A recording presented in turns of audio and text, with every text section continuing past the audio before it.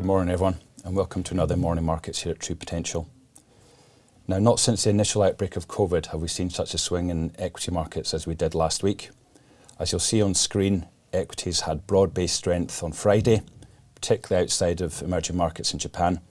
But over the week, global equities finished up over 5.5%, and the inputs into this were very broad, coming from all major economic areas. Now, one reason for this may have been the fall in bond yields that we saw over the week, as bond markets perhaps look towards slowing growth and the impact that that may have on inflation as we go perhaps into quarter three and particularly towards the end of the year. But certainly another one may have been volatility. Now, previously we've spoken about volatility and the impact it's had on asset prices in very short periods, typically over a week. And when we have spoken about these measures of volatility, it's usually been in the context of falling equity prices. But as we saw last week, volatility can often be a beneficiary for equities. Now, the main contributor to global equity strength last week came from the US, in particular on Friday, where the S&P 500 in the US had its strongest day this year, finishing up over 3%. The catalyst for this equity rally may actually have come from a downward revision to a measure of household inflation expectations. That measure is provided by the University of Michigan. Why is this important?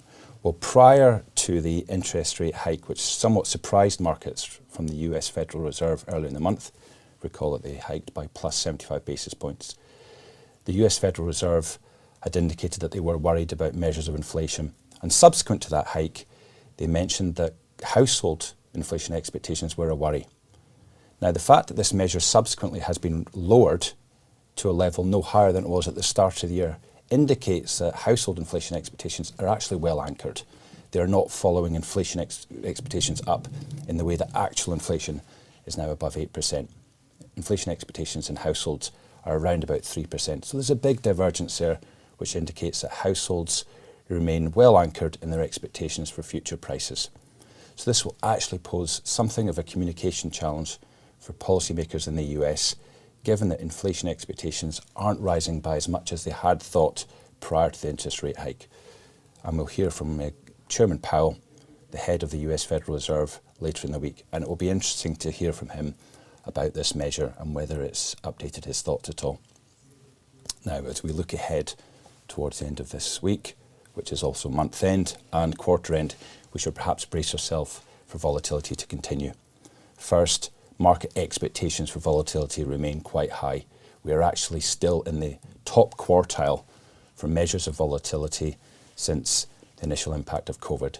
That basically means that 75% of the volatility we have seen is actually lower than we expect now. So we're still quite high, and we should expect that to weigh on markets.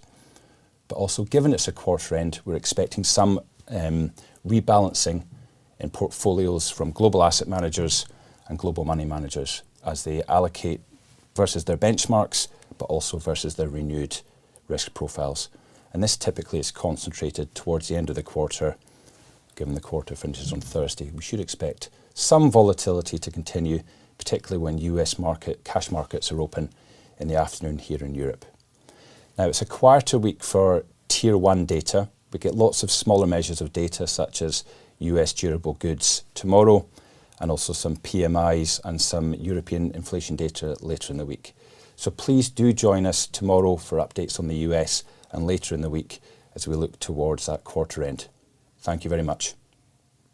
If you're interested in taking your investing to the next level, or would like to know more about the options available to you when you retire, then download our free guides to ISAs and pensions. These are available in the video description below.